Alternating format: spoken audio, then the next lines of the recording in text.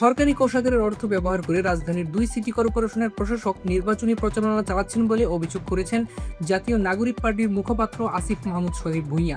মঙ্গলবার বিকেলে রাজধানীর নাখালপাড়ায় হুসেন আলী উচ্চ বিদ্যালয়ে বৃক্ষরোপণ কর্মসূচি শেষে এই অভিযোগ করেন তিনি। আসিফ মাহমুদ বলেছেন, এনসিপির পক্ষ থেকে 5 দফা দাবি উত্থাপন করা হয়েছে। এর মধ্যে অন্যতম হল সিটি কর্পোরেশনের প্রশাসকরা দায়িত্বে থেকে নির্বাচনে অংশ নিতে পারবেন না। তিনি অভিযোগ করে বলেন, তারা বিপুল পরিমাণ পোস্টার লাগিয়ে নগরীর পরিবেশ দূষণ করছেন।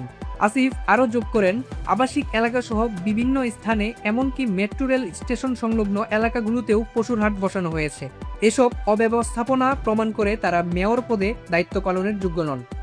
সাবেক এ উপদেষ্টা আরও অভিযোগ করে বলেন, দেশের বিভিন্ন স্থানে আওয়ামী লীগের মিছিল সমাবেশ অনুষ্ঠিত হচ্ছে। আওয়ামী লীগের রাজনৈতিক কার্যক্রম নিষিদ্ধ থাকার পরেও এসব কর্মসূচি অনুষ্ঠিত হওয়ায় স্বরাষ্ট্র মন্ত্রণালয় ও আইন শৃঙ্খলা রক্ষাকারী বাহিনীর ব্যর্থতার পরিচয়।